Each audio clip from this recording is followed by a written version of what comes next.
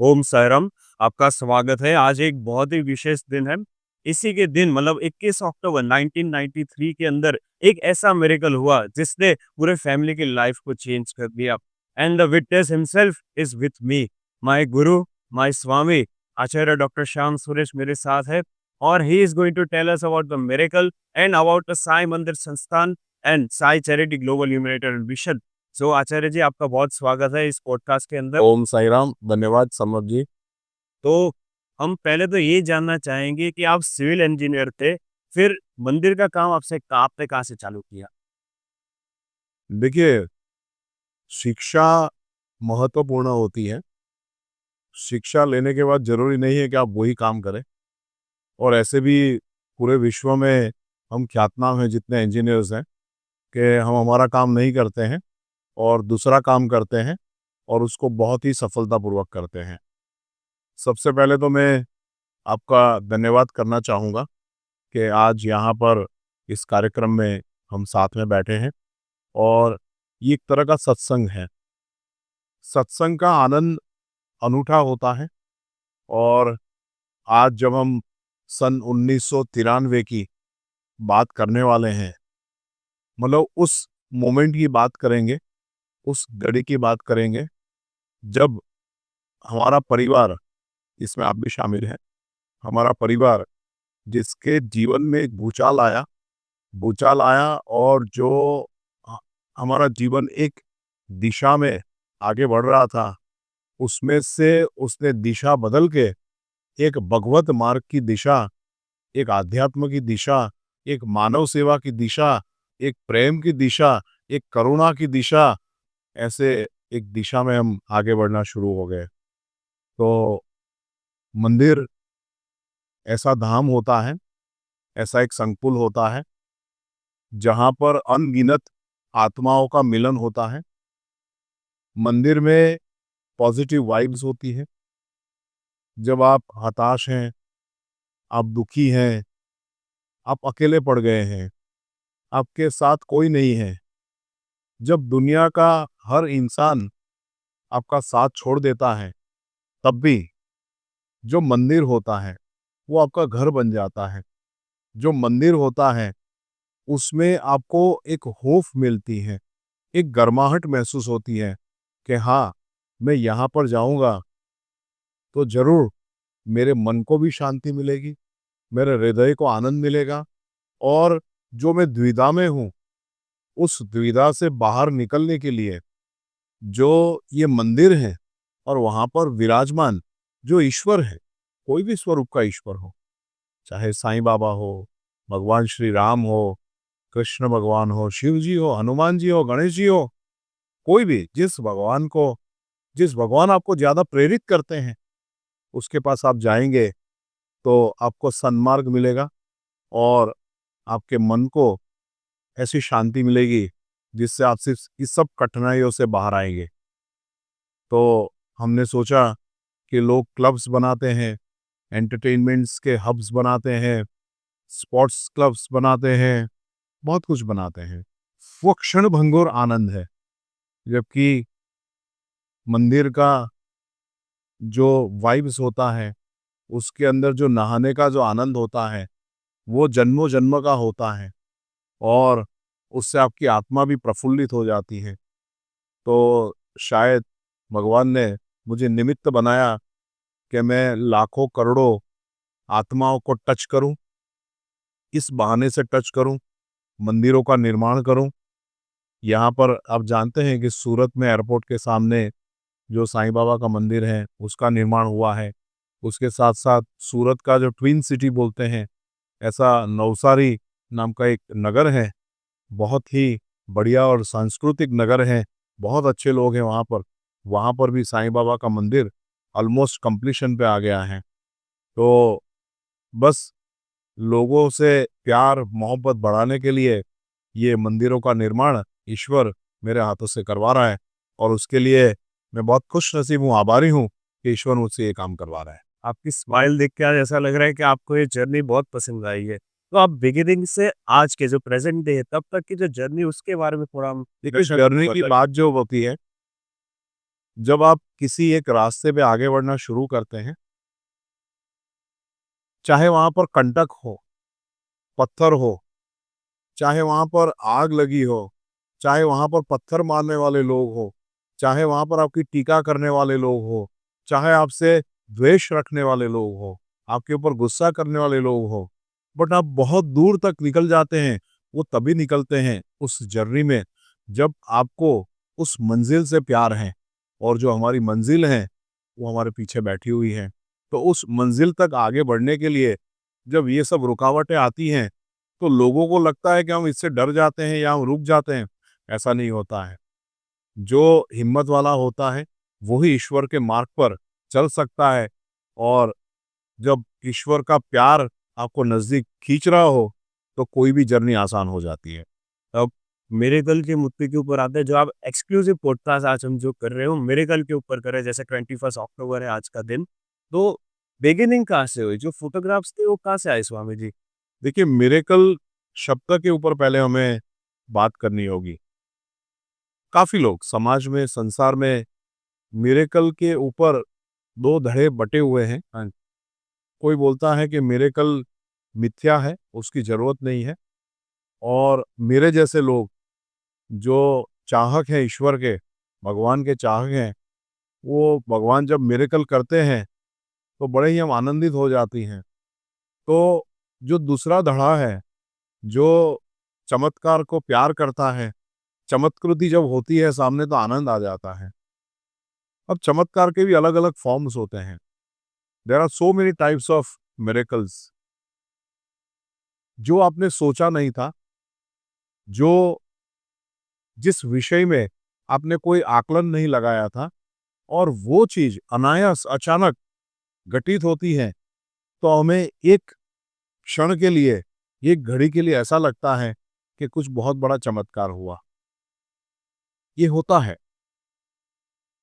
जो अभी यहाँ पर देखने वाले दर्शक हैं, उनको भी ये अनुभव होता होगा कि बहुत सारे आपके जीवन में ऐसे मोमेंट्स आते होंगे, अचानक से आपको पैसों की बहुत ज़रूरत थी, कुछ घर खरीदना था, गाड़ी खरीदनी थी, बच्चे की फीस भरनी थी और अनायास अचानक आपकी व्यवस्था हो जाती है, आपको वहाँ पर सगवड़ हो जाती है, पैसे मिल जाते हैं। तो this is also a miracle. तो जीवन में ऐसी घटनाएँ घटती हैं, जिसको हमने सोचा नहीं है, हमारी सोच से परे हैं। These are the level miracles, above. These are the miracles. ये मैंने मिरेकल की डेफिनेशन बताई। और नो डाउट हमारे सनातन में लाखों, हज़ारों सालों से ईश्वर चमत्कार करते हुए आए हैं। सबने चमत्कार किया है। कुछ न कुछ ऐसा किया है, जो हमारे सोच के बाहर की बात है। भगवान श्री राम ने समंदर में तीर मार के बोला था कि मैं इसको सुखा दूँगा। ये उनकी शक्ति नहीं थी, ये उनकी आम जीवन की बात थी क्योंकि वो इतने शक्तिशाली थे कि वो जो कुछ भी करते थे हमें चमत्कार लगता था। भगवान श्री कृष्ण ने बहुत चमत्कार किए। भगवान श्री कृष्ण ने जब महाभारत का युद्ध हो रहा था, तो वहाँ पर अपना जो विराट स्वरूप है उसका दर्शन करवाया, ये भी चमत्कार था। क्या ये चमत्कार नहीं है? ये भी चमत्कार है। तो ईश्वरीय शक्ति रखने वाले जो भी मनुष्य होते हैं, संत होते हैं, भगवान होते हैं, वो कुछ ऐसा करते हैं जिससे हम जो आम इंसान हैं उसको ऐसा लगता है कि चमत्कार हुआ। अभी चमत्कार की जो बात चल रही है और विशेषकर आज के दिन की जो बात हो रही है, 21 अक्टूबर 1993 यस। तब आप नहीं थे। नहीं, नहीं। देखिए उस टाइम नवरात्र चल रहा था। हमारा परिवार बड़ा आनंदित परिवार था, छोटा-सा परिवार था। मैं, मेरे पिताजी, माताजी, हम 3 लोग थे। मेरे फ़ादर सुरेश जी यस। बहुत ही हाइली एजुकेटेड थे। शिक्षा का जो क्षेत्र है, उसमें वो बहुत प्रतिष्ठित थे। शिक्षा की अगर कुछ बात होती है, शैक्षणिक मुद्दों पर अगर कुछ विचार मंथन करना है, तो वहाँ पर मेरे गुरु, मेरे फ़ादर ऐसे सुरेश जी को आमंत्रित किया जाता था और उनके विचार बड़े अद्भुत होते थे। मैंने आपको थोड़े दिन बाद पहले ही बात बताई कि शायद अट अ, 1990 या 89 का कुछ टाइम था यस। और उस वक़्त जब यूट्यूब नहीं था, लोगों के पास इस तरह से टीवी नहीं होते थे, तब उन्होंने ऑडियो विजुअल एड्स के ऊपर लेक्चर दिया था यस। कि बच्चों को मतलब शिक्षा में हमें ये जो टीवी है, मॉनिटर है, उस टाइम जो कैसेट डालते थे, इंटीग्रेशन कैसे? इंटीग्रेशन करना चाहिए और बच्चों को उससे पढ़ाना चाहिए। ये बात उन्होंने सूरत की एक बहुत ही नामांकित एक यूनिवर्सिटी है जो यहाँ पर ज़ापा बाज़ार में है, जो वोहरा समाज की बहुत ही रिस्पेक्टेड यूनिवर्सिटी है। वहाँ पर एक कॉन्फ्रेंस थी और उन्होंने बताई थी और लोगों ने बहुत अनुमोदन दिया था कि आप बहुत फ्यूचर की बात कर रहे हैं। तो इस तरह का बच्चों का शिक्षा, बच्चों की मनोवैज्ञानिक स्थिति और बच्चों को किस तरह से पढ़ाई में आगे बढ़ाना चाहिए, उसमें अपने विचार रखते थे। मैं इसलिए बता रहा हूँ कि चमत्कार का स्वीकृति करना कौन कर सकता है उसके ऊपर है। मेरी माँ और आद्य स्थापक इस मंदिर की और जिसने भगवा वस्त्र धारण कर गृहस्थ संन्यास लिया था, ऐसी मधुरी माँ, उनका चेहरा जब भी मेरे सामने आता है, तो ऐसा लगता है कि 100 सूरज का प्रकाश मेरे सामने मुझे दिख रहा है। वही वही मतलब चमकती हुई उनकी आभा, उनकी आँखों से निकलता हुआ तेज किरण, उनकी मीठी आवाज़, ऐसा लगता है कि कोयल कुछ बोल रही है, उस तरह की मीठी थी। मैं मेरी माँ है या मेरी गुरु माँ है, इसलिए तारीफ़ नहीं कर रहा हूँ। जो उनको मिले हैं, जिन्होंने भी उनसे संपर्क किया है, जो उनके साथ संपर्क में आए हैं, ये अभी भी याद करते हैं कि क्या अद्भुत व्यक्तित्व था, क्या ठस्सा था। जब वो बैठती थी कुर्सी पर, तो ऐसा लगता था कि साक्षात माँ जगदम्बा बैठी है और आपके सब कार्यों का वो निराकरण लाती जा रही है। She was master in solutions, solutions देती थी। मुझे अभी भी मतलब एक तरह का अलग अनुभव हो रहा है, गूज़बम्प्स आ रहे हैं। गूज़बम्प्स आ रहे हैं कि she is right now here and she is listening everything what I am saying, what we are talking, because she is creator of this temple. This is her concept, this is her will. तो वो शिक्षा में वो भी बहुत अग्रसर थी। गुजराती भाषा और इतिहास में उसका महारत था।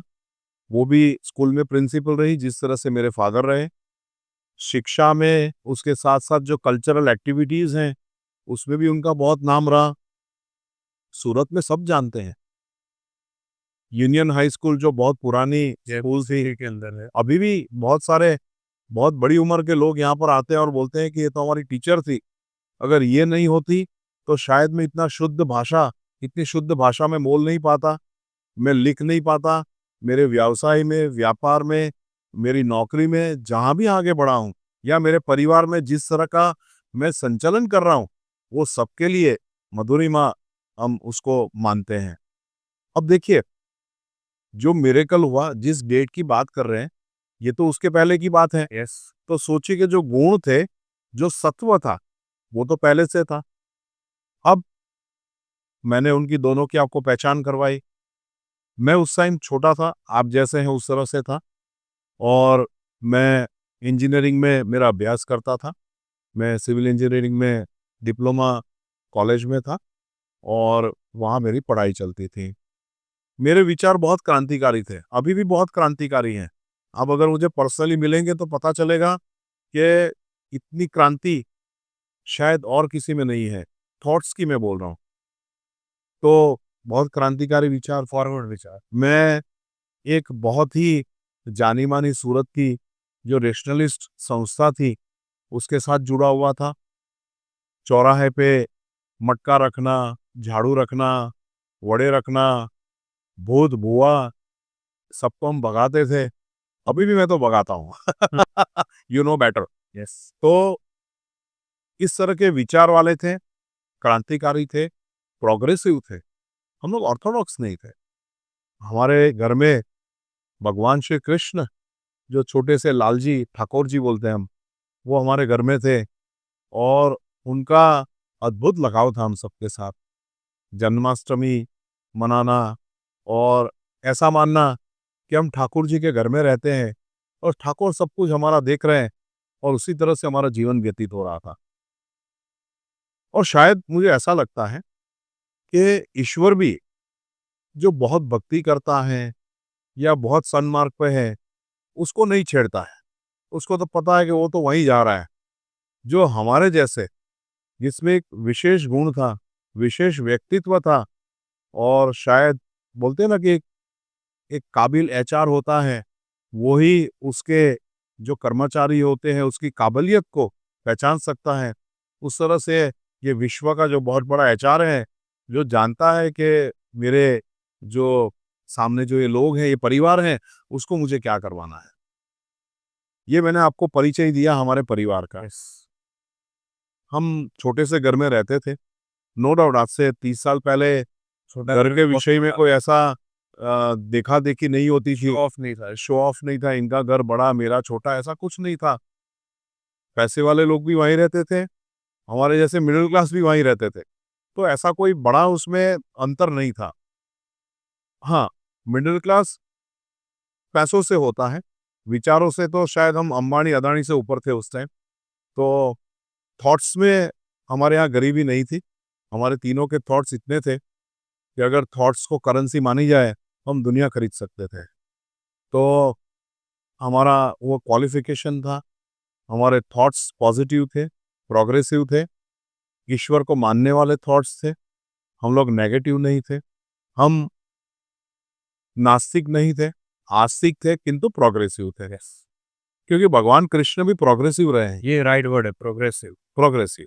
भगवान कृष्ण भी प्रोग्रेसिव रहे हैं और उसी के हिसाब से हम आगे बढ़े।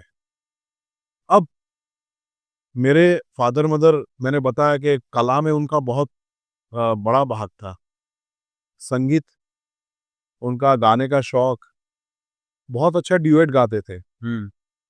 लता मंगेशकर और रफ़ी साहब के जो गाने होते थे, तो एक प्यार का नगमा है, उस तरह के वो लोग गाना गाते थे और बड़ा आनंद करते थे। उनका एक पूरा ग्रुप था, सब शिक्षक थे, सब नौकरी करते थे। उस टाइम टीवी नहीं था, मोबाइल नहीं था, तो करना क्या? तो इस तरह से फिज़िकली वो लोग बैठते थे। एक मैंने उनका भी एक फ़ेवरेट भजन सुना है, सुरेश जी का, बाबा आओ मेरे हाँ, खिलौने। वो बाद में, पहले तो उस टाइम नहीं था ये। हाँ, फिर इस तरह से बैठना, वहाँ पर संगीत, मेज़बानी, गज़ल गाते थे, शायरी गाते थे। मतलब मूल इसका जो हेतु था, वो था आनंद। यस। कि जीवन अगर हमने लिया है, तो most important thing is Joy. Yes. अगर आप खुश नहीं हैं, तो आपकी मर्सिडीज़ बेंज़ या बीएमडब्ल्यू काम की नहीं है। यूज़लेस है। अगर आप खुश नहीं हैं, तो आपका 10 बेडरूम का घर, वो घर नहीं है। अगर आप खुश नहीं हैं, तो आपके लॉकर में पड़ी पैसों की गड्डियाँ, वो कागज़ के बराबर हैं, वो काम का नहीं है। अगर आपके अंदर एक आनंद का भाव नहीं है। हमारे में भरपूर आनंद का भाव था। बहुत एन्जॉय करते थे जीवन आज में को। आप बहुत आनंदित हाँ, दिख रहे हैं। मैं तो खुश रहता हूँ। तो ये हमारा परिवार था। धीरे-धीरे मैं आगे बढ़ता हूँ बातों में। उस टाइम नवरात्रि चल रही थी। अभी तो बहुत बड़े डोम कल्चर आ गया है, डोम में नवरात्रि होती है। आनंद करना चाहिए सबको, मुझे तो कोई दिक्कत नहीं है। अगर डोम में किसी को अच्छा लगता है, वहाँ जाएँ। जिसको शेरियों में अच्छा लगता है, स्ट्रीट मतलब घर के पास मोहल्ले में खुद के प्रेफ़रेंसेस हैं। प्रेफ़रेंसेस हैं। यस। मैं वही वापस बोलता हूँ, मैं बहुत प्रोग्रेसिव हूँ। मुझे डोम वाला भी अच्छा लगता है। मैं सोचता हूँ कि जाना चाहिए, देखो कितना अच्छा हो रहा है, कितना उसका बढ़िया जश्न हो रहा प्रेज़ेंटेशन है। है। तो नवरात्रि में मेरे फादर-मदर जज बनकर जाते थे। मतलब वहाँ जो गरबा करने वाले आते थे, उनको उनको जज करना है और एजुकेशन के बहुत सारे लोग साथ में जुड़ हुए थे और साथ में जाते थे। अब हमारे घर में 21 अक्टूबर 1993 शाम को 7:30 बजे साईं बाबा के फ़ोटो में से भस्म आई। अब क्या हुआ? फ़ोटो किसने दिया? सवाल होगा। हाँ जी। फ़ोटो कब आया? फ़ोटो कहाँ से बनवाया? फोटो आपने घर में क्यों रखा, कब रखा, भस्म आपने देखी, किसने देखी, बहुत सारे सवाल। ठीक है। आपका जब रिएक्शन भी जानना है तब। जब हमारे घर में भस्म आना शुरू हुआ तो हमने सबको कहा था, इवन जो डेली न्यूज़पेपर है, यस। संदेश है, गुजरात समाचार हैं, जो ख्यातनाम न्यूज़पेपर हैं, उन्होंने भी हमारे इंट्रोड्यूस किए थे। तो हमने कहा था कि सीइंग इज बिलीविंग। अगर आप अपनी नज़रों से इसको देखते हैं तो मानिए, हमारी बातों पे विश्वास करने की ज़रूरत नहीं है। हाँ, किंतु आप अगर हमारे पे विश्वास करते हैं तो इस बात को आप मान सकते हैं। खुद इन्वेस्टिगेट करिए, राइट? अगर मुझ पे भरोसा है, अगर आप पे मुझे भरोसा है तो मैं आपकी बात को मान लूँगा। अगर नहीं है तो आपको स्वानुभव करना चाहिए। यस। अब ये शुरुआत कैसे हुई? जो हमने सवाल अभी सारे चर्चा किया कि ये सब क्वेश्चन आपको भी मन में उठते होंगे, हमारे दर्शक को भी मन में। हमारे दर्शक अभी बहुत क्यूरियस है कि ये क्या है मेन इसका मिरेकल हाँ, है। मैं इसके अंदर ए टू जेड चीजें सबको जान दी और मुझे भी जान दी। नहीं, मैं प्लीज बहुत बताएं। बहुत अच्छा कथावाचक हूँ, तो मैं बहुत अच्छे सस्पेंस क्रिएट करता हूँ और लोगों को सुनने में भी मज़े आते हैं। तो हमारे फादर-मदर शिक्षक थे यस। और वो जहाँ पर नौकरी करते थे, उनके जो ट्रस्टी थे, मतलब जो उनके मुख्य मैनेजिंग ट्रस्टी थे, वो साईं बाबा में बहुत भरोसा करते थे। ओके। साईं बाबा के दोनों अवतार, देखिए मैं क्लियर कर रहा हूँ। साईं बाबा मतलब भगवान श्री शिरडी साईं बाबा और भगवान श्री सत्य साईं बाबा, उनका दोनों में बिलीफ था। ओके। वो मानते थे कि दोनों उनके लिए एक हैं। अब उस वक़्त ऐसा था कि हमारे लिए तो वो दोनों एक या दो है, हमें कोई फ़र्क नहीं पड़ रहा था, क्योंकि हम तो वैष्णव थे। यस। हमारा तो ठाकुर जी का घर था, उसमें हम रहते थे और हमें लगता था ठीक है, अब किसी की भावनाओं को हम आहत नहीं पहुँचाते हैं, उनको सम्मान देते हैं और अगर उन्होंने कहा एक है तो एक है, दूसरे ना बोलते तो ना बोलते हैं। मतलब हमारा स्टेटस बहुत क्लियर था। अब संगीत का शौक फादर-मदर को, और मैं माँ-बाप के साथ घूमने वाला बच्चा था। ऐसा नहीं कि मतलब अकेला बैठ गया घर में रूम बंद करके। आजकल के जो टीनेजर्स हैं, हमारा जो जेन ज़ी है, बोले आप जाओ हम बैठे हैं, क्योंकि आप इसलिए बोलते हैं क्योंकि आपके पास ऑप्शंस हैं। आप कंप्यूटर पे बैठ सकते हैं, आप दुनिया से जुड़ सकते हैं, आप मोबाइल से दुनिया से जुड़ सकते हैं। तो वो समय अलग था, उस टाइम जुड़ने के लिए नहीं था, तो माँ-बाप के साथ जुड़ के जाते थे। तो नथिंग इज़ रॉन्ग, अगर आप मोबाइल देखते हैं, माप में देखिए, माँ-बाप के साथ भी जाइए। मोबाइल में सोशलाइज करते हैं आज दोनों आप दोनों कहाँ चीज़ पे करिए। करते थे रियल लाइफ। तो अब हर रविवार को हाँ। वहाँ पर भजन सत्संग का कार्यक्रम होता था। अब मेरे पापा अनूप जलोटा के आशिक थे हाँ। और उस टाइम तो अनूप जलोटा बड़े ट्रेंडिंग में थे। यस। और जलोटा साहब को सुनने के लिए वो कुछ भी करने के लिए रेडी होते थे और अनूप जलोटा के बहुत अच्छे भजन वो गाते थे। ऐसी लागी लगन, मीरा हो गई मगन, वो वैसा ही लगता था। जब वो गाते थे तो रिमेम्बरेंस हो जाता था कि ओह! ये तो शायद उनके जैसा लग रहा है। ऐसा डिट्टो तो नहीं होता था, पर उतना भाव उनका होता था। और सोचिए कि साईं बाबा के भजन सत्संग होते थे, वहाँ पर वो कृष्ण के भजन गाते थे। कितना अद्भुत संयोग है। पर मैं मानता हूँ कि कर्ता तो वो हैं, हम तो दृष्टा हैं। यस। तो शायद बाबा ही बोलते थे, तुम कृष्ण के गाओ, शायद कृष्ण ही बोलते थे, तुम मेरे गाओ। शायद उस मार्ग पे आगे ले जाने के लिए, उस मार्ग में गति कराने के लिए भगवान का कुछ सोचा होगा। अब देखो वो सोचते, हम सोचते, उसमें तो बहुत फ़र्क है। तो हर इतवार को वहाँ भजन में जाना शुरू किया, बड़ा आनंद आता था। बहुत सारे लोग नहीं होते थे, 10-15 लोग, 20 लोग होते थे और मज़े करते थे। मतलब बाबा का 1 घंटे का भजन का सेशन हुआ और उसके बाद प्रसाद बाँटते थे। और वो कमलाबेन ज़्यादा उम्र की थी, बड़ी थी, बुज़ुर्ग थी। यस। और बड़ा प्यार था उनका सबके साथ। अब उनको मिलो तो लगे कि ये सबकी माँ है, मम्मी है। इतना प्यार, मतलब सबसे कनेक्शन कनेक्शन कनेक्शन। और बहुत छोटी उम्र में उन्होंने बहुत बुक देखे थे। ओके। उनके साथ उनकी बहन थी बच्चू बहन, बच्चू बहन देसाई और कमला बहन देसाई। जो सूरत के लोग हैं वो तो सब जानते हैं। और उनको आर्थिक बहुत मुश्किलात थी, घर चलाने का भी प्रॉब्लम था। वो विडो हो गई थी, वो एक डिवोर्सी हो गई थी, तो घर कैसे चलाए उस ज़माने में। तब बाबा ने उनको प्रेरित किया कि आप स्कूल चालू करो। और बाबा का वो भी एक चमत्कार है। आज वो सूरत की बहुत बड़ी स्कूल है, न्यू इरा हाई स्कूल। ये को सरदार स्कूल बोलते हैं, ईएन टेकरा वाला स्कूल जिसका नाम है, बहुत बड़ी स्कूल है। अब भजन में हम जाते थे, भजन में आनंद करते थे। सुरेश जी इंस्ट्रूमेंट प्लेयर भी थे ना, मैंने ऐसा हाँ, सुना है। तबला भी बजाते थे वो। और उनमें एक खूबी ऐसी थी, हाँ। नॉर्मली जो तबला बजाता है, हाँ। वो साथ में गाना नहीं गा पाता है। बहुत हार्ड होता है। हाँ, वो ताल उसके गा पाएगा, यस। ठीक है? हाँ। दागड़ दिन्ना जो भी आप बोलते हैं। बट जो सुरेश जी थे, वो भजन बजाते-बजाते गाते थे। वाह। अब ये भी ईश्वर की एक कृपा रही होगी, क्या रहा होगा? सरस। मैं वापस मुद्दे पे आता हूँ, तो एवरी संडे हम लोग जाते थे। अब कैसा हुआ कि जैसे हम कहीं पर जाएँगे, मान लीजिए मैं कृष्ण भक्त के यहाँ जा रहा हूँ, राम भक्त के यहाँ जाऊँ, तो उनको भी लगता है कि हमारे भगवान की कुछ भेंट इनको देते हैं। यस।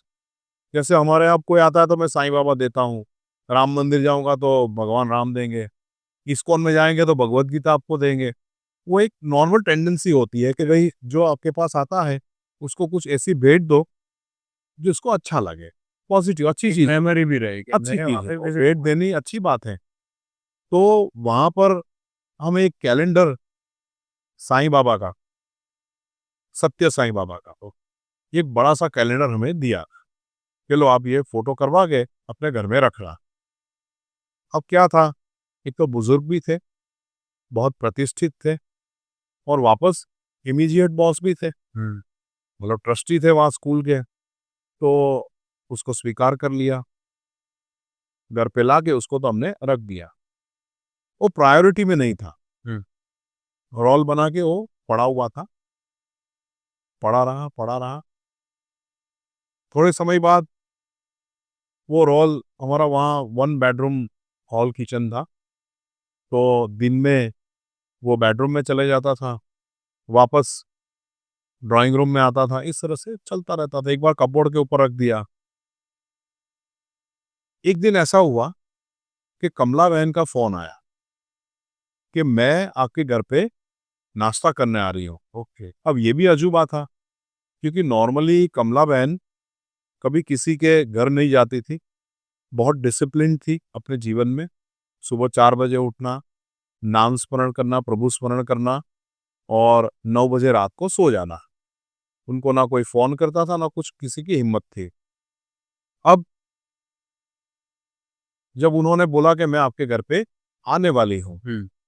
तो इनको लगा कि ये तो गड़बड़ हो जाएगी, क्योंकि जिसने हमें कोई वस्तु भेंट की और उसकी हमने कीमत नहीं की और वो ऐसे ही पड़ी है और वो पूछेगी तो हम क्या जवाब देंगे कि आपने 3-4 महीने निकाल दिए, इसका कुछ नहीं करवाया। अब वो डाँट भी लगा सकती है, बड़ी उम्र की है, वहाँ नौकरी करते हैं, कि कुछ 2 शब्द बोल ना दे। ये सोच के हमने उस जो कैलेंडर था, रोल था, यस। उसको हमने स्काईलाइन स्टूडियो है, सूरत में राजमार्ग है, मतलब जो पुरानी सिटी है, पुराना शहर है, वहाँ राजमार्ग है पुराना। वहाँ पर उस वक़्त का बहुत ही फ़ेमस ये फ़ोटो फ्रेमिंग का शॉप था, अभी भी है। और उस टाइम लैमिनेशन का फ़ैशन था। अभी तो वापस हम काँच और फ्रेमिंग पे आ गए हैं, पर उस टाइम केमिकल से लैमिनेट कर देते थे। मतलब एक प्लाई के ऊपर उसको लगा दिया और उसको रखते थे। तो पापा वहाँ पर उसको दे के आ गए। अब तुरंत तो उस टाइम कुछ चीज़ मिलती नहीं थी। Time. It takes time. Yes. अब वो तो आ ही नहीं घर पे। उनका नाश्ता तो दूसरे दिन पहुँचाया, अब खाया नहीं खाया वो तो नहीं पता है। फिर वापस थोड़ा समय निकल गया हाँ। और उनका कॉल आया हुँ। कि मैं आपके घर पे चाय पीने आ रही हूँ। और वापस हमें लगा आएगी नहीं आएगी क्या पता। पर हमारा फोटो तो वहां रह गया है, अनश्योर थे। अनश्योर। और तुरंत ही उसने बोला था हाँ जी। कि मैं अभी 1-2 घंटे में पहुंच रही हूँ। उस टाइम ऐसा कोई वाहन की व्यवस्था नहीं थी कि जाके हम फोटो लेके आए। अब अनायास ऐसा हुआ कि वो उनके पास फियाट गाड़ी थी जिसके ऊपर कैरियर था। हाँ जी। मुझे अभी भी गाड़ी याद है। सिल्वर ग्रे कलर की, डार्क ग्रे कलर की कार थी उनकी फियाट, ऊपर कैरियर था। तो फोटो उस पे रख के लेके आ गई। अब फोटो लेके आई हाँ जी। और बोला कि तुम तो बाबा को भूल ही गए थे वहां पर। अब ये उनको लगा थोड़ा धक्का हाँ। कि जो चीज हम भूल गए और ये लेके आ गए। तो धीरे से पूछा कि कमला बा, आप कैसे गई वहां लेने के लिए? तो बोले मैंने भी मेरे 2-3 फोटो दे रखे थे, अच्छा, तो तो पिकअप करने के लिए पिकअप करना था, तो फिर मैं वो भी लेके आई और वो फोटो वहां पर लेके आई। तो शिरडी साईं बाबा का फोटो भी देके गई वो, अच्छा, और सत्य साईं बाबा का देके गई। अभी जो यहाँ पर मंदिर में जो यस। विराजमान है कपबोर्ड में, वो दोनों फोटो उन्होंने दिया, हमने रख लिया। हुँ। अब हमें पता था कि अभी वो अगले 2 साल तक घर पे नहीं आएगी, क्योंकि किसी के घर पे वो नहीं जाती थी। शायद भगवान की तस्वीर को हमारे घर पहुँचाना था, इसीलिए वो आई थी और वो हमने ले ली। अब धीरे-धीरे समय आगे बढ़ता गया। बाबा के फ़ोटो ऐसा हो रहा था कि कभी इस खंड में, कभी उस खंड में, कभी ये जगह पर जाए, कभी वहाँ पर जाए। अब इस तरह से होता रहे। अब घर को इतना बड़ा नहीं था कि इतनी सारी दीवारें और हम कहीं भी लगा दें। हाँ, ऐसा सोचा भी नहीं था। आया पड़ा है। मैंने बोला ना कि प्रायोरिटी नहीं थी, प्राइवेट प्रायोरिटी नहीं नहीं। थी। फिर जो हमारा बेड होता था, उसके नीचे मैं डाल देता था। यस। कभी सफाई करनी तो निकाल देते हैं। इस तरह से फ़ोटो के साथ हम करते रहते थे, क्योंकि उसको निकाल भी नहीं सकते थे और लगा भी नहीं सकते थे। तो वापस एक वाक़या ऐसा हुआ हाँ जी। कि उनका कॉल आया कि सुरेश भाई, તમે ઘરે જ છો ને? हुँ। હું આજે તમારા ઘરે આવું છું અને મધુરીબેનને કહેજો કે પેલા સરસ દૂધીના જે મુઠિયા તમે બનાવો છો ને, ये मारे खावा છે, हिंदी में। यस, हिंदी में प्लीज़। इन्होंने बोला कि जो सुरेश भाई, हाँ जी। आपकी वाइफ़ को ऐसा बोलना हुँ। कि जो वो कोफ्ता बनाती हैं, दूधी के, लौकी के कोफ्ता, वो खाने हैं, तो मैं शाम को आ रही हूँ। तो मम्मी ने तो सारी तैयारियाँ कर ली और उसको रेडी भी कर लिया और मुझे फटाफट बोला कि पहले तुम फ़ोटो कहीं भी दीवार पर लगा दो, क्योंकि वो आने वाली है, एक फ़ोटो कोने में रख देंगे, एक फ़ोटो दीवार पे लगा दें। तो हमने बोला ठीक है। तो उस टाइम तो किसी कारपेंटर को बुलाना, ये सब सिस्टम नहीं होती थी। हाँ, घर हम ही घर के बच्चे ही सब कर लेते थे। अंदर खीला ठोक के, ऐसे भी इंजीनियरिंग में थे, हाँ, तो हमें तो वो एक्सपेरिमेंट अच्छे लगते थे, दीवार तोड़ो, कुछ लगाते हैं उसमें। Engineering basics. तो वहाँ पर अब कीलें नहीं थी, कीलें भी कौन-सी यूज़ की थी, जो जूते-चप्पल में लगाते हैं, जो मोची वाली कील होती थी, वो 2 लगाई, उसपे फ़ोटो लगा दिया है, कि चलो भाई आज के लिए काम हो गया। हुँ। अरे! सरकारी वाला काम है, कि भाई पीएम साहब आने वाले तो रोड पहले से ठीक कर दो। ऐसा करके हमने फ़ोटो लगा दिया। अभी उस दिन तो वो नहीं आई, ओह! फिर समय निकला, फ़ोटो लगे ही रहे? फ़ोटो लगे रहे। ओके। फ़ोटो क्योंकि एक बार लग गए थे, हाँ, थोड़ी-सी द्विधा होती रहती थी। मन में एक सवाल उठता रहता था कि जो भी आता था पूछता था कि ये कौन? कि आप तो कृष्ण भक्त हैं, तो ये कौन से महाराज आए हैं? महाराज बोलते थे लोग। ये कौन से महाराज आए, कौन से बाबा आए? तो पापा-मम्मी बोलते थे कि भई जहाँ हम नौकरी करते हैं, उन्होंने ये फ़ोटो हमें दिया है और उसको हम यहाँ लगाए हैं। उन्होंने गिफ्ट दिया और जब अब इतना प्यार से कोई चीज़ दिया हुआ है, तो उसको हमने यहाँ पर लगा रखा है। अब समय निकलता गया और दिन आया 21 अक्टूबर 1993, 1993। शाम को 7:30 बजे का समय था। 7:30 बजे अचानक से वो जो तस्वीर थी सत्य साईं बाबा की, पहले फर्स्ट सत्य साईं बाबा की तस्वीर थी, उसमें से भस्म का आना शुरू हुआ। ओके, अब देखिए, उस टाइम हमें ऐसा पता नहीं था कि ये भस्म इस तरह की होती है। ओके। तो पापा ने मजाक उड़ाई मम्मी की और कहा कि देखो, ये महाराज पे तो कितनी धूल लगी हुई है, वो कमला बहन आएगी हुँ। तो क्या बोलेगी? तो मम्मी ने भी चिढ़ के अपने साड़ी के पल्लू से उसको पोंछ दिया। अब जैसे ही पोंछा, तो within a fraction of second वापस उसमें से वो धूल आई। अभी भी मैं देखो धूल यूज़ कर रहा हूँ शब्द का, यस। क्योंकि हमारे लिए वो धूल थी। हाँ। वो उदी नहीं थी, वो भस्म नहीं थी, वो परमम विचित्रम नहीं थी। हाँ। तो वो वापस वो आई, वापस पोंछा, तो वापस आई, फिर डर लगा। देखिए, 1-2 बार तो आपको लगता है कि शायद एक्सीडेंटली इसके ऊपर कुछ धूल गिरी है और ये शायद आपके घर में वो दिख रही है, तो फिर साफ करने के लिए रुके। पापा भागते हुए गए पड़ोस के घर में। उस टाइम घर में फ़ोन नहीं होते थे। हाँ जी। अड़ोस-पड़ोस के जो नंबर होते हैं, वही हम पी लिख के यूज़ करते थे। तो वहाँ से कमला बहन को फ़ोन किया कि आपके जो महाराज हैं, वो बहुत गुस्सा हो गए हैं और पता नहीं उसमें से धूल फेंक रहे हैं, राख फेंक रहे हैं। बोले क्या करें? तो कमला बहन तो बहुत खुश हो गई। बोले अद्भुत! बोले हमारे घर में मैं इतने सालों से साईं बाबा की भक्त हूँ और कभी ऐसा नहीं हुआ और आपके घर में बाबा आ गए। बोले ये बाबा की हाज़िरी है, उन्होंने आपके परिवार में, आपके घर में विज़िट किया है। प्रेज़ेंस का सिंबल। हाँ, यस। ऐसा बोलते हैं कि it's a visiting card of Sai Baba. Okay. ठीक है, कि मैं आया विज़िटिंग कार्ड मेरा। वो कोई अपनी तरफ वो कागज़ वाले थोड़े रखते हैं। वो जो दिव्यात्मा है, वो तो उनका विज़िटिंग कार्ड अलग होता है। तो ये बात हुई। अब ये बात हुई और पापा वापस आए और वहाँ पर खुशबू आप देखो तो पूरे 10 फ्लोर का बिल्डिंग था और पहले फ्लोर पे हमारा घर था। हमारे बगल में अरुणाबेन शाह नाम से एक शिक्षिका रहती थी, जो इनके साथ ही नौकरी करती थी, वो जैन थी और हमारे पड़ोस में ही रहती थी।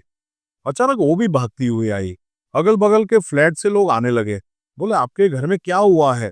क्या कोई खुशबू की बॉटल टूट गई है? सुखड़ की, सैंडल की खुशबू आ रही थी।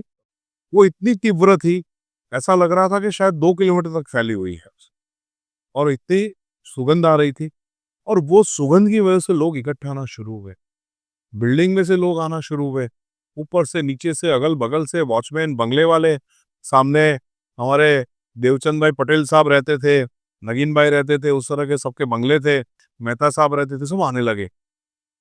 और सोचिए बंगले तक खुशबू पहुँची।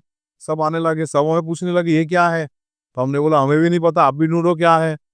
इस तरह से ये कुछ अलग दिशा का एक मार्किंग शुरू हुआ, स्टार्टिंग पॉइंट यस। तो शुरुआत हुई। अब उन्होंने कहा कि जहाँ पर आपके फ़ोटो है दीवार पे, तो पुराने वो सेटी वाला सेटिंग होता था। आपने नहीं देखा है, जो पुराने हमारे लोग हैं उन्होंने देखा होगा। तो ट्रायंगल होता था और 2 सेटी होती थी। ओके। वो डब्बे वाली होती थी, तो उसमें सामान भरते थे, ऊपर बैठने का होता था, स्टोरेज बॉक्स वाला। यस। तो उसके ऊपर हमने पेपर बिछाए, उन्होंने बोला पेपर बिछा दो और भस्म गिरने दो। एक बाबा की आरती कर दो, पानी का ग्लास रख दो, फ्रूट लगा दो। तो हमने वो कर दिया। अब पूरी रात हम बैठे थे। हम बैठे थे इसका मतलब हम 3 नहीं, शायद 50-100 लोग बैठे थे। ओह! इतने सारे। जो अगल-बगल से आए, जैसे-जैसे इसकी बात फैलती जा रही थी कि श्रीवास्तव परिवार में कुछ अजीब हुआ है। पता नहीं उनके यहाँ पर साईं बाबा के जो फ़ोटो हैं, उसमें से भस्म निकलना शुरू हुआ। शिरडी साईं बाबा के फ़ोटो में बाद में निकलना शुरू हुआ। ओके, पहले सत्य साईं बाबा के फ़ोटो से भस्म आना शुरू हुआ। तो सब इकट्ठे होने लगे। अब देखिए हर एक तरह के लोग आते हैं। हुँ। मानने वाले आते हैं, जाँचने वाले आते हैं, केवल देखने वाले आते हैं। सब तरह के लोग हमारे यहाँ पर आने लगे। अभी तुरंत ही हमें लग रहा था, क्योंकि कमला बहन ने बोला कि ये तो 2-3 दिन में सब चला जाएगा, आप चिंता मत करिए। तो हम भी वही वेट कर रहे थे कि भाई 2-3 दिन में ये सब चला जाएगा। वापस हमारा जो जीवन है, उसमें हम प्रवृत्त हो जाएंगे और उसमें आगे बढ़ जाएंगे। और दूसरा दिन निकला, भस्म बढ़ रही है। तीसरा दिन निकला, लोग लेके जा रहे हैं भर भर के। चौथा दिन, पांचवा दिन, आज 2025 है, अभी भी आज वो भी आप बाबा की विजिटिंग कार्ड वहां लगा हुआ है, आज भी भस्म है। और 32 इयर्स 32 साल से अविरत साईं का प्रेम बरस रहा है, हमारे पूरे परिवार पे बरस रहा है, हमारे पूरे सूरत पे बरस रहा है और पूरे भारत पे बरस रहा है। और साईं का प्रेम अभी भी यहाँ पर है। तो दिन निकलते गए, अलग अलग भिन्न भिन्न प्रकार के लोग आने लगे। मैं जिस संस्था से जुड़ा था वो भी आए। Nationalist association. हाँ, वो भी आए। बोले यार तेरे घर पे है? मैंने बोला हाँ, मेरे घर पे है। बोले यार ये तो हम चेकमेट हो गए। मैंने बोला चेकमेट तो हुए, अब इसका क्या किया जाए? मैंने बोला जो करना है करते हैं, चलो देखते हैं, लेट अस सी। सत्य को ढूंढते हैं। गुजराती में मैं बात करता, गुजराती में हम बात करते कि चलो सत्य ने शोधिए, yes, let's find the truth. Truth. तो सत्य को ढूंढने में लगे।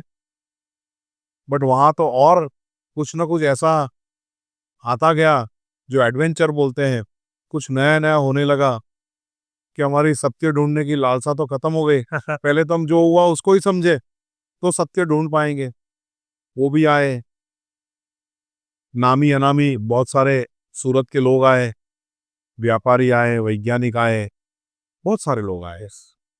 किसी ने कहा आपके बगल वाले खंड में आपने मशीन लगाया है, तो हमें घर का आपका खंड देखना है। तो हम बोले चलिए देख लीजिए, अब छोटा सा घर है, क्या क्या देखेंगे, क्या छुपाएंगे? क्या छुपाना।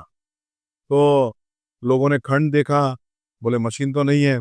और दूसरी एक बात थी, हाँ। जो दीवार थी हाँ, और जो फोटोग्राफ था, उसके बीच में शायद 3 mm की जगह थी, एक लाइन भी। मतलब आर पार आप देख सकते थे। तो लोगों को वो भी भरोसा हुआ हाँ, कि भाई यहाँ तो पीछे तो कोई- कुछ नहीं है। हाँ, लोग न्यूज़पेपर डालते थे ऐसे, मुझे अभी भी याद आ रहा है सीन, ऐसे पेपर डाल के वहां से निकालते थे।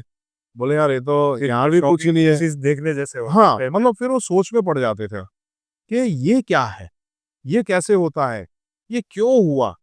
अब ये सारे सवाल तो हमारे भी थे, तो हम उनको भी बोलते थे कि हम भी ढूंढ रहे हैं कि भाई क्यों हुआ, कैसे हुआ, चलिए हम मिलके ढूंढते हैं। रात रात बैठते थे, यस। वहां से उदी गिर रही है, इकट्ठा करते थे। फिर उदी में से, भस्म में से साईं बाबा के फोटो के ऊपर भिन्न भिन्न आकृतियां बनती थी। वो बड़ा चमत्कृति वाला था। अब सोचिए, कहीं पर कोई सोमनाथ महादेव का मंदिर जैसी आकार बनते हैं, क्या? कहीं पर केदारनाथ का शिवलिंग बनता है, ऐसा अलग अलग। अब ये तो सब आश्चर्यजनक चीजें होने लगी। 2 दिन बाद कमलाबेन आई, दूसरे दिन आई थी सुबह, आरती की। उन्होंने बताया कि भाई आरती करना 2 बार आप। बोला ठीक है आरती कर लेंगे। उनको भी भरोसा था कि 2 दिन में चले जाएंगे वो। अच्छा। उन्होंने बहुत रोई बाबा के इस चमत्कार को देखकर। कमलाबेन बहुत रोई, आंखों में से आंसू बंद नहीं हो रहे थे। वो कह रही थी कि मैंने तो मेरा जीवन दे दिया और साईं मेरे घर नहीं आया, आपके घर आया। नो डाउट ये ईर्ष्या नहीं थी, ओके। बट उनको ऐसा लग रहा था कि ऐसा क्यों हुआ। खुश थी वो भी कि चलो मेरे घर नहीं तो आपके घर तो आए, और वो विटनेस कर पाए। विटनेस। हाँ, मतलब ऐसा उनका ईर्ष्या नहीं था, उनका जेलसी नहीं हो रही थी उनको, बहुत खुश हो रही थी। बोला कोई नहीं, 2 दिन रहेंगे वो तो फिर बाबा चले जाएंगे। फिर तो धीरे धीरे पूरा समय आगे बढ़ता गया, पत्रकार आने लगे, अलग अलग मीडिया पर्सन्स आने लगे। पहचानते भी थे हम आधे को, कोई नोन भी था, अननोन भी था, बहुत कुछ था। भिन्न भिन्न प्रकार के सवाल पूछ रहे थे। हमने वहां पर एक बोर्ड लगाया था।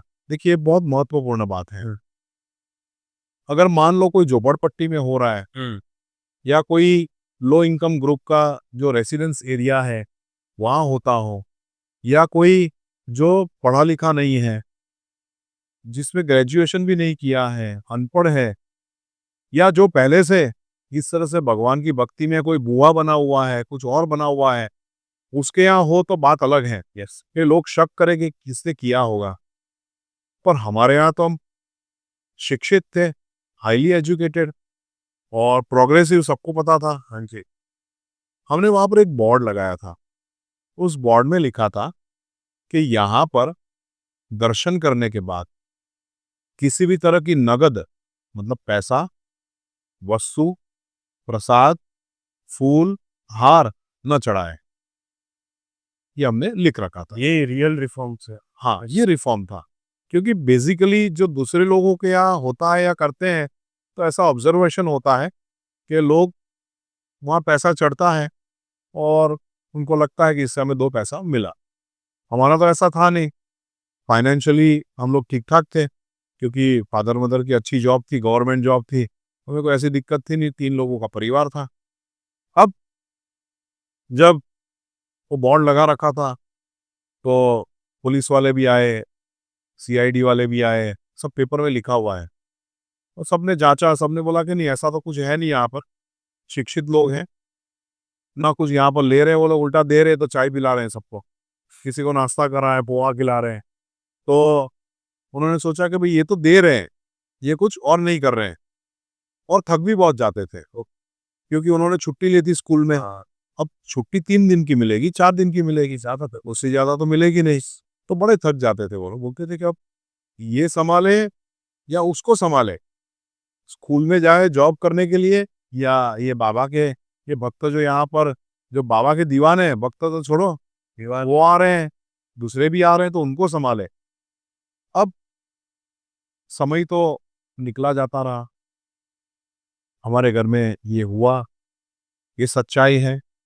2 दिन बाद शिरडी साईं बाबा के फ़ोटो में भस्म आना शुरू हुआ है। उसमें भी हुँ। देखिए, हर एक पैटर्न अलग, मतलब भगवान की भी पैटर्न अलग होती है, रिपीट नहीं होते हैं। ना राम कृष्ण बन के आए, ना कृष्ण राम बन के आएगा। ना वो शिव बन के आए, ना शिव उनकी तरह बने। भगवान की अलग पैटर्न अलग होती है। तो जो भगवान श्री शिरडी साईं बाबा का फ़ोटो था, उसमें तो अद्भुत कला कारीगरी थी। भगवान ने की थी, साईं ने की थी। भगवान के हेड पे, सर पे ओम का निशान बना, भस्म से। हाथ से नहीं हुआ था, कोई टच नहीं किया है उसको। अभी तक, आज की डेट आज तक भी है, आज भी। जो फ़ोटोग्राफ्स है उसको कोई टच नहीं करता है। एक साइड जो ईसाई धर्म का क्रॉस होता है, एक साइड जो इस्लाम का सिंबल है चाँद तारा, वो बना। एक साइड पे जो पारसियों का सिंबल होता है, हथनी होता है, वो था। एक साइड पे बौद्ध धर्म का चक्र था। चक्र।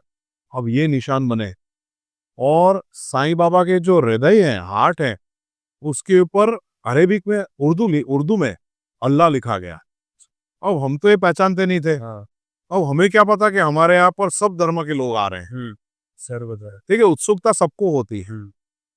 ये कुछ नया हुआ था और ऐसी जगह हुआ था कि जहाँ पर आपको भरोसा बैठता है। तो मुसलमान बहुत उच्च कोटि के कोई आए थे।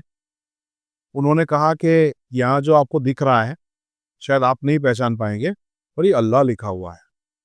तो हम भी आश्चर्यचकित हो गए कि ये तो हमारे कृष्ण कन्हैया ठाकुर के घर में ये कौन फ़कीर आ गया?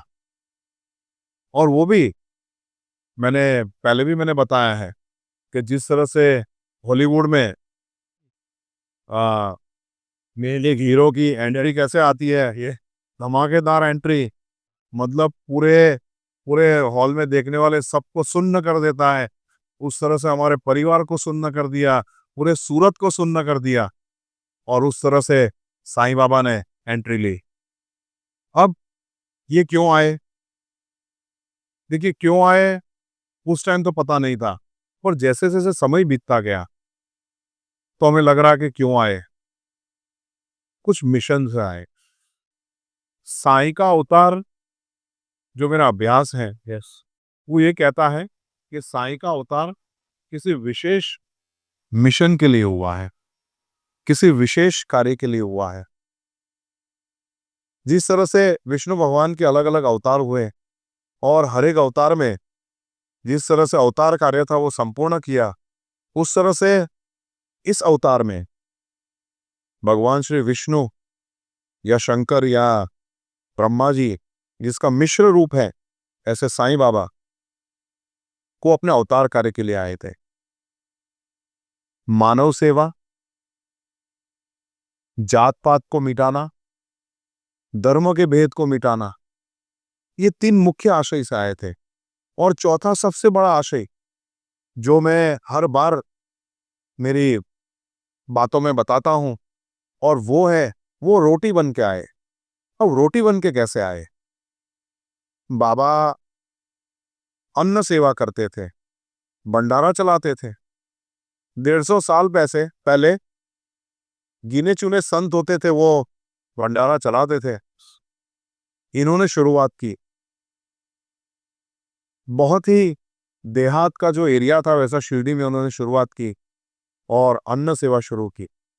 तो साईं अन्नमय रूप लेके आए, साईं रोटी बन के आए, गरीब का निवाला बना, भूखो ना रहे कोई।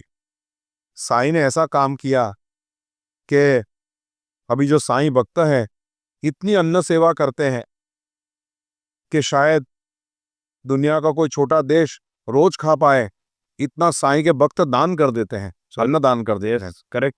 और ये शिक्षा, ये प्रेरणा किससे दी है? साईं बाबा ने। अब क्यों आए उसका तो जवाब हमें ढूंढना था।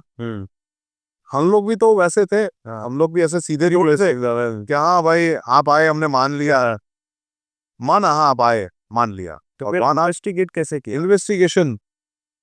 इन्वेस्टिगेशन के लिए हमने जो पुराने साईं भक्त थे उनका संपर्क किया। वो लोग आए, खुद ही आए, संपर्क भी हुआ और उनसे बात की हमने। तो उन्होंने कहा ऐसा होता है, विश्व के अलग अलग शहरों में, गांवों में ये सब कुछ होता रहता है। ओके। और भगवान साईं बाबा इस तरह से भस्म के रूप में कभी मूर्ति के ऊपर प्रकट होते हैं, तस्वीर में प्रकट होते हैं, और ये होता रहता है। तो हमने एक्सेप्ट किया कि हम एक्सेप्शनल नहीं है, जैसे सबके यहाँ हुआ है जहां जहां पर, वैसे हमारे यहाँ भी हुआ। But we were selected one. Yes. अब देखिए इतना बड़ा देश है, उसमें शायद 10 जगह हुआ, तो हम लोग स्पेशल कैटेगरी में थे, ऐसा हमने समझा। मैं देखो इसका पृथक्करण कर रहा हूं, एनालिसिस, आपने जो अभी सवाल पूछा है। फिर हमने सोचा कि अभी हमें जाना होगा शिरडी। शिरडी में बहुत बचपन में गया था। तो मेरी मदर के मौसी थे, वो डॉक्टर थे, डॉक्टर जुगल किशोरी मजमूदार। तो उनके साथ में शायद 3 साल की उम्र थी, 1977, तब मैं उनके साथ गया था। पता नहीं इतना छोटा था और मुझे क्यों भेजा था, मुझे भी नहीं पता, बट छोटी मोटी मेमोरी है। अमरूद के पेड़ थे और हम गवर्नमेंट की एसटी में गए थे, स्टेट ट्रांसपोर्ट की बस में गए थे। बस में पंक्चर हुआ था, पेड़ के नीचे बैठे थे, हमने अमरूद खाए थे, ये मुझे याद है। फिर मुझे बस में उठा के ले गए मेमोरी। और वहाँ बाबा का जो भी मंडप है वैसा मंडप नहीं था, पतरे लगे हुए थे सब। ओके। और बहुत अलग थी शिरडी। बाबा को गुलाब चढ़ते थे पहले, बाबा को रोज बहुत अच्छी तरह चढ़ते थे। तो उसके बाद शायद हमारा जाना अब कंफर्म हो गया, क्योंकि अब तो हमें ढूंढना था रिसर्च। तो रिसर्च के लिए हम लोगों ने शिरडी जाना वैसे मुनासिब समझा और हम शिरडी गए। शिरडी गए तो आनंद ही आनंद। लाइन लंबी लंबी होती है, अभी भी लंबी लाइंस हैं, पर अभी क्राउड मैनेजमेंट बहुत अच्छा किया है संस्थान ने, तो वो तो भली बात ही उसको मैनेज कर रहे हैं। पहले जो 3-4 घंटे में आपका नंबर आता था, अभी ड्यू टू क्राउड मैनेजमेंट बहुत साइंटिफिकली वो लोग ने मैनेज किया है, तो आधे से 1 घंटे में नंबर आ जाता है। बहुत अच्छा मैनेज किया है। तो उस वक्त वहां पर एक भक्त मिल गए जो मद्रासी थे, जो अभी स्वामी होटल चलाते हैं। तो वो कुछ सामने मिल गए, तो बोला माता जी कैसे हैं। अब अनजान थे हम लोग, तो माता जी बोला, उनका नाम बिच्छू। ओके। और बिच्छू जी बहुत फेमस है, अभी तो नहीं रहे, वो बाबा के पास विलीन हो गए हैं। तो बिच्छू जी ने कहा कि आप तो दर्शन करने आए हैं। मैं तो माता जी ने कहा हम दर्शन करने आए हैं। तो बोले मेरा नाम देना गेट पे कि बिच्छू भाई ने भेजा है, तो आप दर्शन करने चले जाइए। तो हमने सोचा पता नहीं ऐसे बिच्छू के नाम देने से कौन हमें अंदर जाने देगा, बट बिच्छू भाई का तो वहां पर पावर था। बिच्छू भाई का नाम दिया तो हमारा 10 से 12 लोगों का ग्रुप था। वो सब वहां अंदर साईं के शरण में, साईं की समाधियों की सीढ़ी चढ़ते हुए हम पहुंच गए। बाबा के सामने बैठे थे, बीच में हमने ले गए। बाबा के मन भर के दर्शन किए, बट वापस वो प्रश्न तो सबके सर के ऊपर घूम रहा था कि ये क्यों आए आप। अब ये बाबा को पूछो बाबा आप क्यों आए।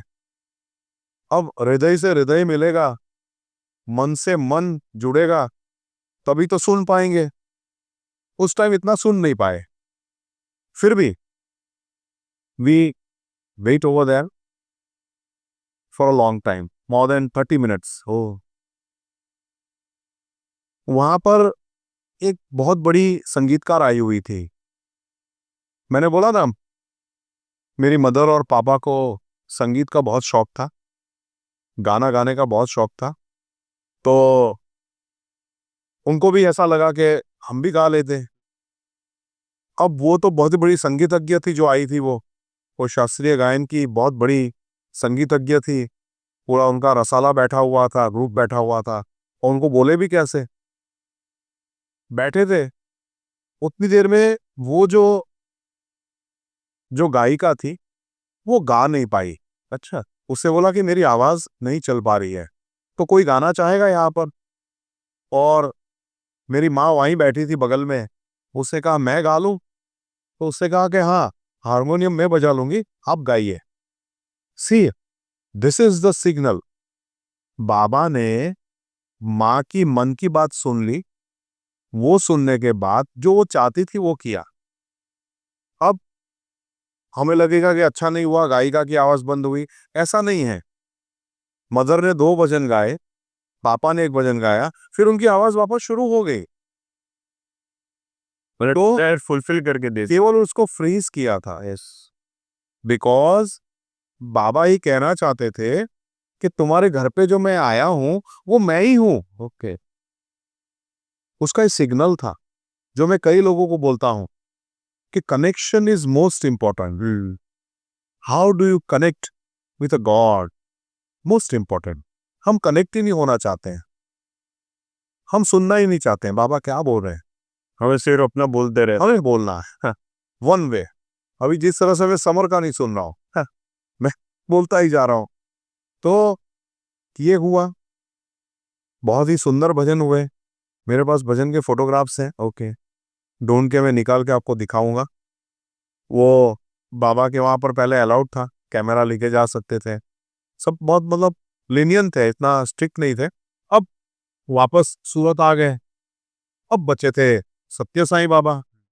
बोले इनका क्या करें, वहां तो अपने को ऐसी कोई पहचान है नहीं, और ऐसे भी तेलुगु भाषा है, आंध्रा है, भाषा का अपने को ज्ञान है नहीं, वहां कैसे चले, क्या करें। तो एक पुराने किसी डिवोटी को पूछा कि भाई वहां जाना है, हमें क्या करना चाहिए। तो उन्होंने बोला कि यहाँ से सीधी ट्रेन जाती है, उस ट्रेन में आप चले जाइए पुट्टपर्थी। पुट्टपर्थी। पुट्टपर्थी सत्य साईं बाबा का आश्रम है वहां।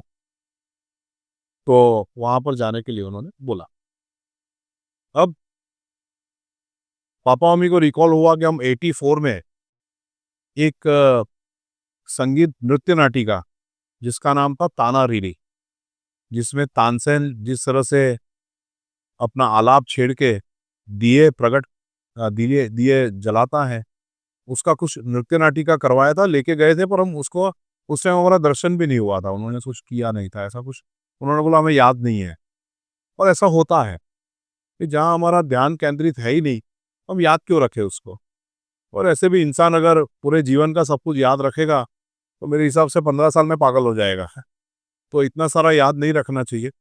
जो हमारे दर्शक है उनको भी मैं बोलता हूँ, फॉरगेट इट, भूल जाओ, आगे बढ़ो। हाँ, अच्छे मोमेंट याद रखो, अच्छी बात याद रखो, भगवान को याद रखो, अच्छे कर्म करना है ये याद रखो, बट बाकी कचरा दिमाग में मत रखना।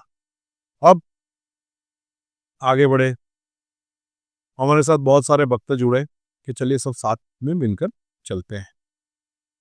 तो वहाँ गए, वहाँ का जो मैनेजमेंट था कुछ अलग था। शिरडी में अलग था, वहाँ पर अलग था, और वहाँ तो भाषा भी फ़र्क पड़े। शिरडी में तो हिंदी भी बोले लोग, बात भी हो जाए, अपनापन लगे। अब वहाँ तो नयापन लगे। यहाँ अपनापन लगता था, वहाँ पर नयापन लग रहा था। गए, वहाँ सिस्टम है कि सुबह में टोकन मिलते हैं, लाइन होती है, और 4 बजे आपको लाइन में बैठना है। 7 o'clock 7 बजे सत्य साईं बाबा चलते हुए धीरे-धीरे आते हैं और वहाँ पर दर्शन देते हैं। ये दिस इज़ द सिस्टम। बहुत बड़ा हॉल है। उस टाइम गए तब हॉल नहीं था, वो खुला था। खुले में बैठते थे। मंदिर आगे का हाँ, मंदिर, प्रशांति मंदिर था। तो वहाँ पर हम लोग, लेडीज़ के अलग था, जेंट्स के लिए अलग था। और 3 दिन तक तो नंबर पीछे-पीछे आए। अब सब हमें बोले कि जब तक आपका लाइन में नंबर आगे नहीं आएगा, तब तक ये जो बाबा हैं उनसे आपकी बात नहीं हो पाएगी। अब हम भी संशय में थे कि 3 दिन तक तो यहाँ कुछ हो नहीं रहा है।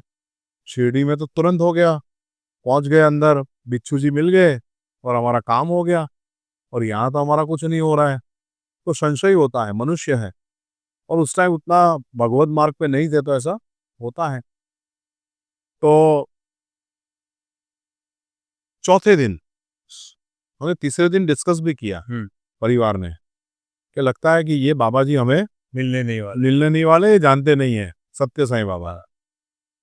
हंस रहे थे हम लोग कि चलो कोई नहीं, आ गए ना, घूम के चले जाएंगे। द फोर्थ डे, चौथे दिन हम भी बैठे थे, हमारा नंबर वापस पीछे का तीसरी लाइन में था। तो कंफर्म हो गए, मैं और पापा साथ में बैठे थे कि कुछ गड़बड़ है। उतने में दूर से हमें ऐसा दिखाई दिया कि मेरी माता जी को कुछ बात की उन्होंने। ओके, ऐसा कुछ हुआ, और सत्य साईं बाबा ने बुलाया। तो अगल-बगल में बैठे हुए लोगों ने बोला कि आपके ग्रुप के हैं क्या? मैंने बोला हाँ, ग्रुप के हैं। तो बोले आप साथ में चले जाइए। हाँ, ओके, वहाँ पर गए। मम्मी के साथ गुजराती में बात की। अच्छा, गुजराती में? हाँ, मधुरी, आओ। फिर उनका वहाँ प्रशांति मंदिर में पर्सनल इंटरव्यू रूम है, वहाँ पर गए। ये पर्सनल बातें हैं, मैं शेयर नहीं करूँगा। वो बातें हुई, वो बाहर आए। हाँ, एक चीज़ उन्होंने कही, जो सवाल पूछा गया, यस, कि आप इस तरह से भस्म का रूप लेके हमारे घर पे क्यों आए? तो बाबा ने कहा कि आपको निद्रा छोड़ के, आराम छोड़ के मानव सेवा करनी है। ओके। निद्रा परहरी मानव सेवा। अब ये इतना हमें बताया, वहाँ पर उनकी लीलाएँ भी हमने देखी, और फिर वापस आए। अब 2 जगह से कन्फर्मेशन मिला था कि बाबा आए हैं। फिर धीरे-धीरे जीवन की शुरुआत हुई, जीवन में बदलाव आना शुरू हुआ। बहुत लंबी कहानी है। 21 अक्टूबर का जो दिवस है, वो हमारे परिवार के इतिहास का एक सुनहरा दिवस है। It's a golden day. मैं मानता हूँ कि हमारे आने वाली जो अनेक पीढ़ियाँ हैं, वो इस दिवस को नहीं भूल पाएगी। Yes, unforgettable, unforgettable. और शायद हम मानते हैं कि पिछले जन्म में जहाँ पर भी ईश्वर होगा, जिस स्वरूप में होगा, राम स्वरूप होगा, कृष्ण स्वरूप होगा, दत्त स्वरूप होगा, जो भी स्वरूप में होगा, शायद उनके हम सेवक होंगे, इसी तरह सेवक रहे होंगे। हम मूढ़मती हैं, हमारी बुद्धि ऐसी नहीं है, हम त्रिकाल ज्ञानी तो है नहीं, हम छोटा-सा सोचते हैं, छोटी सोच है, बट ईश्वर हमारे जैसे मूढ़मती हैं, उनको पहचान लेता है और हमारी बुद्धि को जागरूक करता है। और अपने कार्यों में, अपने मिशन में जोड़ देता है। तो शायद 21 अक्टूबर का दिवस वो बहुत बड़ा दिवस है। उस भस्म से सूरत शहर में बहुत बड़ा सेवा यज्ञ चल रहा है। यस, जब तक मंदिर नहीं बना था 2000 की साल तक, तब तक फादर मदर ने अनेकों मानव सेवा के कार्य किए। ये मंदिर का प्लान कहाँ से आया था कि मंदिर बना? उसके लिए विशेष हम चर्चा करेंगे। तो आज 21 अक्टूबर की बात करते हैं। तो बहुत महान कार्य हुए, बहुत सारे कार्य हुए। उस भस्म के कण से आपने राख देखी होगी, जो मेरे दर्शक हैं, राख कितनी छोटी होती है, कण, धूल जैसा, ठीक है। उसमें से प्रचंड सेवा के कार्य हुए, प्रचंड। लाखों लोग, हजारों लोगों के जीवन को हमने टच किया, उसके इमोशंस को हमने टच किया, भगवान ने टच किया। तो मैं बोलता हूं कि अगर साईं बाबा की भस्म में अगर इतनी शक्ति है, एक कण में इतनी शक्ति है कि जो रोज के 1000 लोगों को खाना खिला पाए, उसके कण में इतनी शक्ति है कि हमारे जैसे मूढ़मती, जो ना हम बड़े पैसे वाले क्या गिने जाते हैं, एक शिक्षक के घर वाले ना ऐसे गिने जाते हैं कि बड़े भक्त हैं, उसके घर में आकर अगर इतना बड़ा चमत्कार कर सकती है, तो सोचिए हमारे जो भगवान है, हमारे साईं बाबा है साक्षात, उसमें कैसी शक्ति होगी। फॉर जेंजीज लाइक यू, कि जो पैरेलल यूनिवर्स है, उसमें भी होंगे ईश्वर। Yes, in every universe. हर ब्रह्मांड के जो नायक हैं, जो परब्रह्म है, ऐसे साईं को एक बार आप पहचानना शुरू करना, एक बार साईं को आप समझना शुरू करना। मत भक्त बनिए, बट एक बार जांचना तो शुरू करें। जैसे जैसे आप जागते जाएंगे, ऐसे ऐसे आपको लगेगा कि आप तो स्वर्ग की जो खुशियां है, आनंद है, उसकी ओर आगे बढ़ना शुरू हो गए हैं। तो दिस डे इज अनबिलीवेबल, और बहुत महान दिवस है। आज के दिन आपने मेरे साथ ये पुरानी जो यादें हैं, सुनहरी यादें, यस, द गोल्डन मोमेंट्स, आज हमने खोल के वापस उस पटारे को खोला, तो मेरी भी ऊर्जा बढ़ गई है कि मैं अभी जितना कर पा रहा हूँ, साईं बाबा के चरणों में नतमस्तक होकर उनसे विनती करता हूँ कि और 24 घंटे हैं मेरे पास। आप जो कहेंगे, जितना कहेंगे, जहां कहेंगे, मैं वो करने के लिए रेडी हूं। मेरा पूरा जीवन आप पे न्यौछावर है। ये जीवन नहीं, आने वाले जितने जन्म है, मुझे मोक्ष नहीं चाहिए अभी, मुझे ये चाहिए। I want Sai. बस उसके चरण में जो मोक्ष है, जो आनंद है, वो कहीं नहीं है। क्या करना उधर जाके, इससे छूट जाएंगे फिर हम। अभी इसके साथ तो बैठे हैं। तो आप भी साईं की शरण में रहिए, देखना जीवन आनंद से भरपूर हो जाएगा। धन्यवाद आप सबका। मैं हूँ समर श्याम और आज मेरे साथ थे मेरे गुरु, मेरे स्वामी ऐसे आचार्य डॉक्टर और ये मेरा बेटा भी है। आप हम बहुत सारी बातें करते रहते हैं, और आज मौका मिला कि इसको थोड़ा सिस्टमेटिक बातें किए जाए। ऐसे ही और बहुत सारे मैं आपके लिए पॉडकास्ट लेके आऊंगा। ये एपिसोड फर्स्ट ही था। आपको हमारे साथ बने रहना है ऐसे करोड़ों एपिसोड्स में। और आप देख रहे थे Sai Katha TV. Om Sai Ram. May Bhagwan Baba bless you always. Om Sai Ram. Sai Ram.